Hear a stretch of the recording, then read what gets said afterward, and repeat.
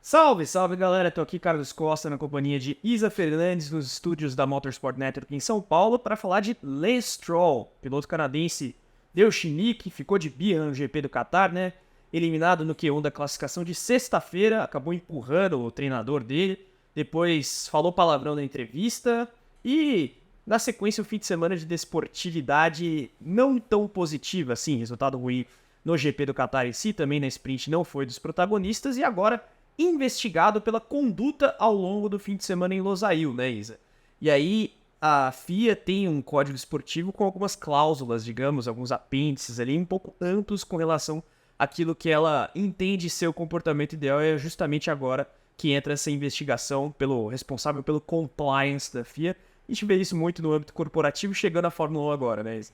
É isso mesmo. O Stroll, ele tá sendo observado de perto. Na verdade, a FIA chamou ele para conversar, se é que a gente pode colocar assim, em relação a todo o comportamento que ele teve durante aquele fim de semana. Ele empurrou o preparador físico dele, que estava tentando levá-lo, né, para fazer a pesagem obrigatória que a FIA coloca para os pilotos após as sessões.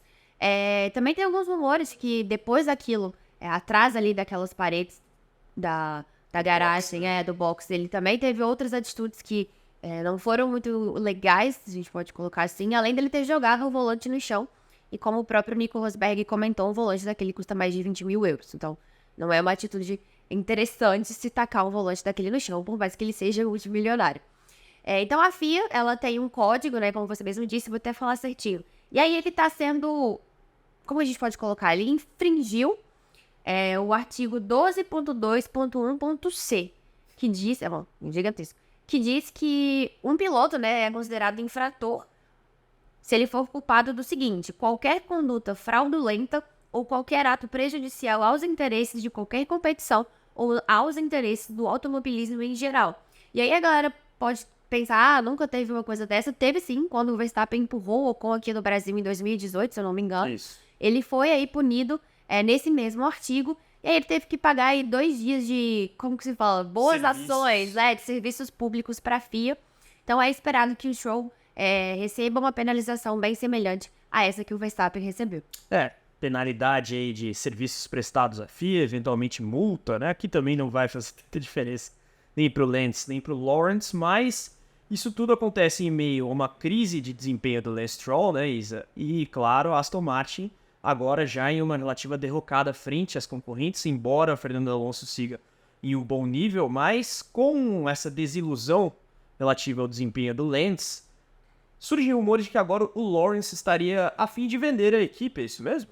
É verdade, e até essa possível venda da Aston Martin seria um dos motivos para que ele esteja aí sendo muito resistente em relação ao Andretti, porque ele quer que a Fórmula 1 esteja ali no seu auge de valorização e as equipes também, para ele conseguir uma boa grana na sua equipe. E aí saiu o rumor de que ele, né, estaria interessado em vender a Aston Martin para um novo grupo, se eu não me engano, árabe, deixa eu ver se... Um grupo saudita, né? Saudita, isso, um novo grupo saudita por 800 milhões de euros, o que tá mais ou menos ali na casa de 4,37 bilhões de reais. Graninha, né?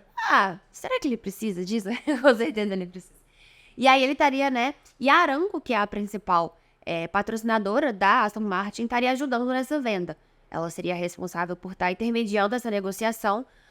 E os motivos, eles são interessantes, porque recentemente, um tempo atrás, teve aquele boato de que o Stroll estaria deixando a carreira de piloto para poder se tornar um jogador de tênis.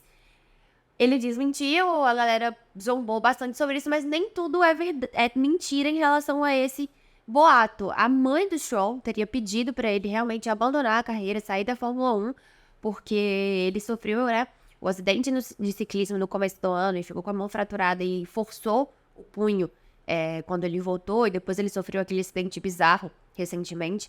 E aí ela teria falado com ele: olha, meu filho, já deu, né? Vamos parar de brincar com isso aí. E que tal você jogar tênis? Então, o tênis veio daí porque a mãe dele quer que ele deixe a carreira.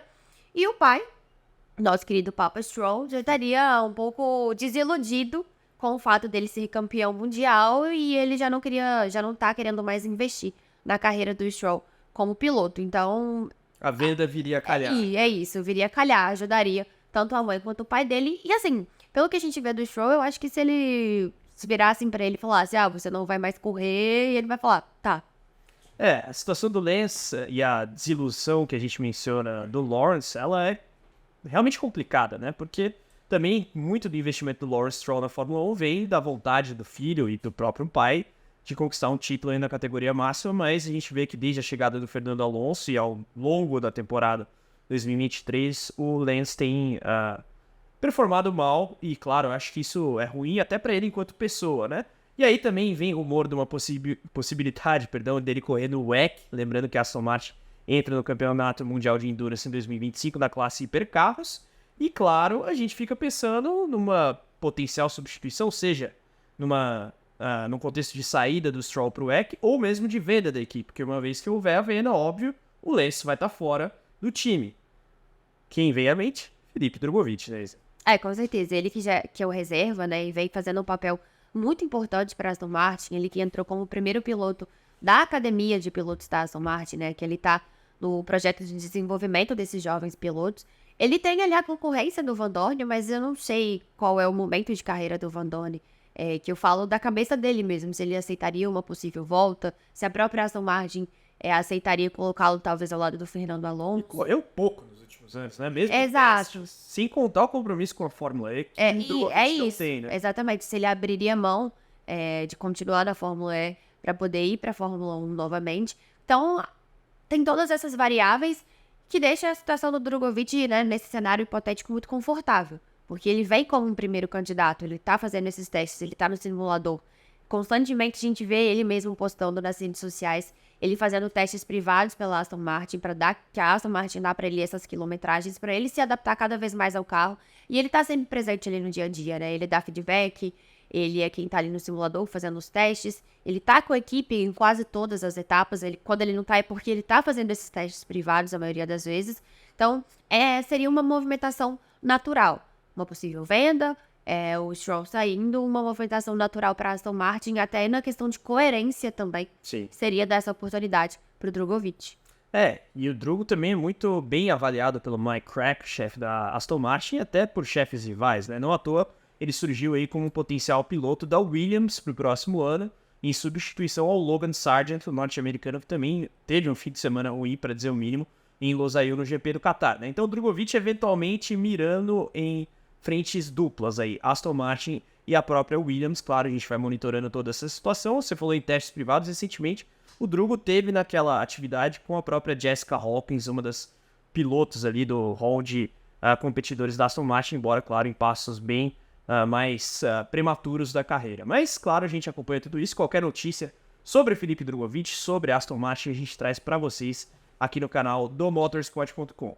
Então, galera, sempre importante lembrar que você pode deixar o comentário logo aqui abaixo, se inscrever no canal, ativar as notificações e, obviamente, dar o like aqui no vídeo. Fora a possibilidade de você se juntar ao nosso clube de membros. Clique em Seja Membro logo abaixo aqui do player para conferir os nossos pacotes, que incluem conteúdos exclusivos, no caso, com o Rico Penteado, ex-chefe de motores da Renault na Fórmula 1. Rico Penteado que, inclusive, tem contato com o engenheiro da Aston Martin que trabalha com o Drugovich. Mas esse é um segredo que só os assinantes nível hard vão ter. Detalhes. A gente se vê na próxima. Um grande abraço. Tchau, tchau.